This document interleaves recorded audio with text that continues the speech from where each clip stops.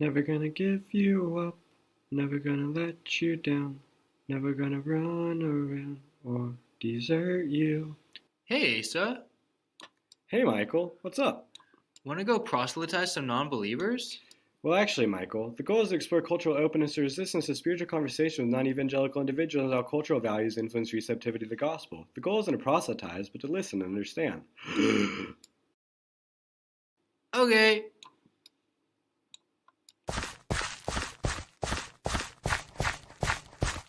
A few moments later. I had a great conversation with a Muslim currently living in Sweden. I asked him questions about life after death, righteousness and judgment, good and evil, and contemporary issues. As you'll see, there's so many similarities between Christian and Islamic theology that could function as bridges between the two faiths. I really hope you enjoy our conversation. The conception of like the afterlife in Islam, what does that look like? Well, we believe in heaven and hell. So Right. for Yeah. us, there are just two places you can be when you die. Right? Either you will get rewarded by God, with Yeah. paradise, or you will be damned. Okay. You will go to the hellfire. And we believe both of them are literal, meaning we don't have this conception where you can find in Buddhist tradition or some Christian Hellenized traditions, Yeah. where they believe that hell and heaven are conceptual or like mental. No, we believe they are real places, Right. and real people will actually be thrown there, and they will feel a real presence of fire, or they will feel a real presence of what? Food. If you're in heaven, you will have spouses, you will have fruits, you will have drinks, you will even see God Himself. Yeah. Okay. So yeah, Interesting. you will actually see His very face. Yeah. Right. And so I'm guessing that there's there's a day of judgment, right? That everybody kind of there's like would there be like a resurrection from the dead and then a universal Yes. judgment? Okay. Yes. And that judgment is done based off of deeds in this human life, right? Beliefs and actions. Okay, yeah. How much do beliefs and actions, like, what is the relationship between those? Because like me as a Protestant, obviously we have this justification by faith idea, you know? Like if you have faith in Christ, you're justified by that, not necessarily by any deeds you know what I mean? So like for you guys, what is like the relationship between righteous or unrighteous deeds and then Allah's final judgment? I mean, the simple answer is like we believe also that, look, I mean, not in the same way you guys believe, perhaps. Yeah. But we believe in order to have faith consists of actions and belief, right? But we believe at the end of the day, everyone enters paradise by the mercy of God. Okay. The Prophet, peace be upon him, he said that everyone enters by the mercy of God. And they asked him, even you? He said, yes, basically. Because everyone enters by the mercy of God in paradise. But you will only be given mercy when you actually have the correct idea of God. Like you're not an idolater, right? Yeah, right. So, because look, if you're an idolater, it doesn't matter how many good deeds you have, it will all vanish like dust. You know. Okay. So, like dust in a strong wind. You know. So yeah, we will say that. But the deeds, what do the deeds do? Because look, everyone that goes to heaven for the same reason, and everyone that stays in hell for eternity, they stay for eternity for the same reason. Okay.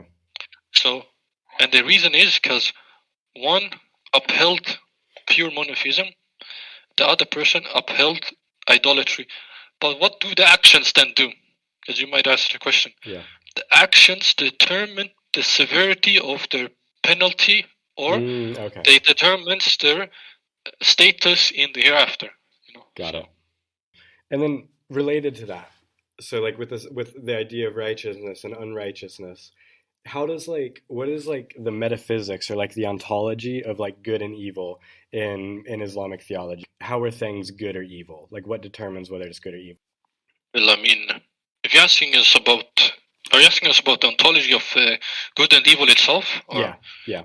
I mean, we believe, I think it's similar to Christian tradition, where we take a view that good. I mean, evil is just the deprivation of good. Okay. The good. Okay.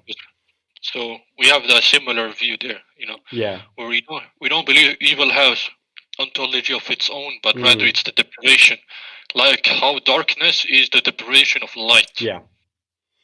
So this is the view we take, but we nevertheless say that God creates everything. So we don't take the view where say God doesn't create evil. No, He creates even things. He creates light and He creates darkness. He creates what? Heat and cold. We believe likewise He creates good and evil. Okay. Even though it's not some kind of essence, right? Yeah. I mean, it still has some form of like it's in reality, like it exists in reality. Like you can kind of see how it relates to things, Yeah. Yeah. So it still exists in some manner, and therefore it can still be attributed back as an effect by one of God's actions, Okay, I see what you're saying. Okay. Yeah. That does definitely align with a pretty mainstream Christian tradition. Okay. Interesting. What about like non-Muslims? Do they have knowledge? Like, is there like a concept of like an internal like moral compass? Because like for example, like Yeah. Okay, they do. Yeah, everyone, we believe in the fitra. I don't know if you've heard about the fitra. No. Which is the innate disposition. Okay, gotcha. We believe that everyone has some kind of level where they know God.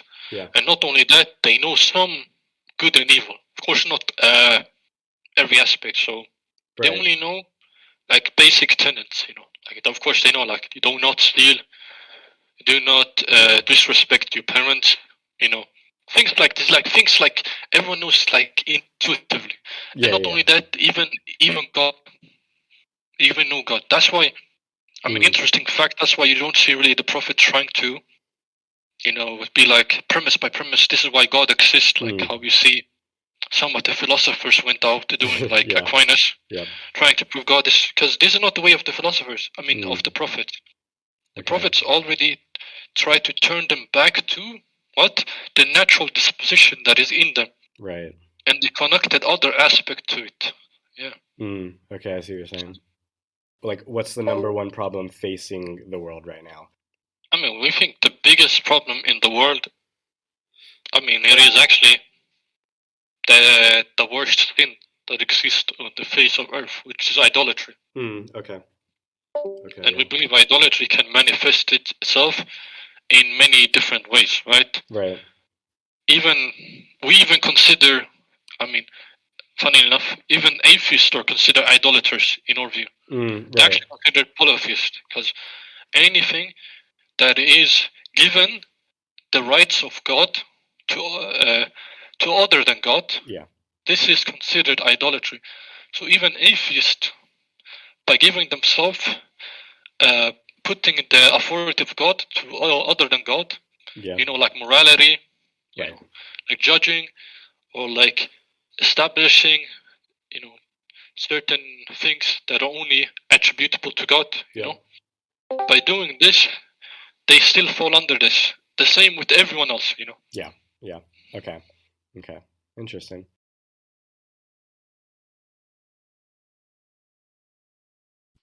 Hey guys, so I was able to have a great interview with two Hindus over Discord online. Discord, if you don't know, is an online chat service where you can create or join various communities. So I was able to join a Hinduism community and connect with two very nice guys who were able to answer my questions, and they were very willing to do so, so that was nice. Unfortunately, my computer audio did not record, so I only got my microphone, so that was really frustrating. So I will just summarize what we talked about and give the main points. So the first question that I asked was, what gives life meaning and purpose? They described to me the three aspects, I guess, of life in the Hindu worldview, which is karma, moksha, and dharma. So basically, karma is, as you probably know, what you do in this life, which will determine what hand you get dealt in your next life, basically. And then moksha is the attempt to break the cycle of reincarnation, the life and death cycle, in order to, quote, become one with the truth, which was a very interesting statement. I asked them a little bit about what that means exactly, but they explained to me that there's a variation of interpretations amongst Hindus on what that means. So yeah. But the third one, Dharma, he also said is very difficult to explain. To put it simply, he said that Dharma is acting within one's nature. So, for example, a lion hunting a deer would be the lion acting within its Dharma. Another example is a bee making honey. That's just what's in its very nature to do. So basically, the meaning and purpose of life is to have good karma and to live within your Dharma. So the second question I asked them was, what is the biggest issue the world faces today? And they very emphatically said ignorance. And he described ignorance as just a lack of awareness of one's identity and a deviation from their Dharma. And this is why we are faced with so many of the issues in our world, is because people are acting outside of their nature and thus acting in ways that one might consider evil. And that is actually words that he used, which is ignorance is the source of evil, which was very interesting because I segued that into my final question, which was, how do you define good and evil, and where does this originate from? And they were both very quick to say that there is no good or evil, which, like I said before, was confusing because he said that ignorance is the source of evil, but maybe he meant something different. I'm not sure. But basically, there is no good or evil. And they explained to me that everyone has certain properties within them. They described two specifically to me. One of them being described as darkness, ignorance, lack of awareness, and the other basically the opposite, which is awareness, light, stuff of that sort. I didn't catch the names because they were, in Sanskrit and I couldn't quite understand him. Also, being online didn't really help. I wasn't able to pick up what he said. But yeah, so basically there's these properties, and based on one's karma determines what balance of these properties is inside of them. So bad karma results in more of the darkness property, which results in what we would see as evil today. So that was very interesting.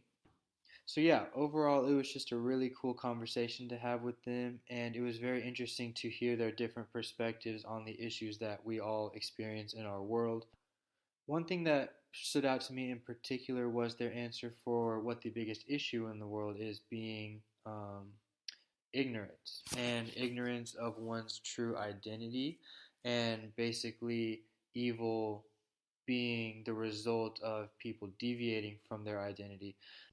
This reminded me in a sense of the Christian worldview, because we believe that we are image bearers of God and we are made in the image of God. So to sin is to turn away from God and deny our identity as His image bearer.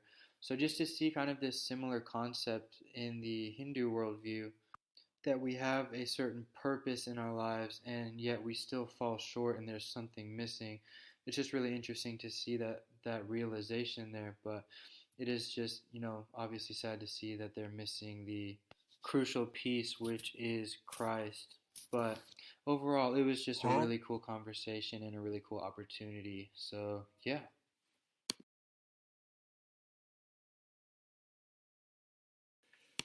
Wow, that was such a great experience. I'll say, who would have thought that such interesting people would be so accessible to talk to and hear such interesting insights on the meta world?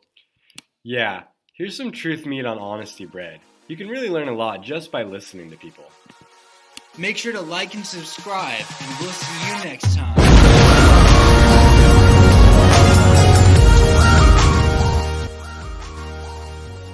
Can we please proselytize next time? We'll see, Michael. We'll see.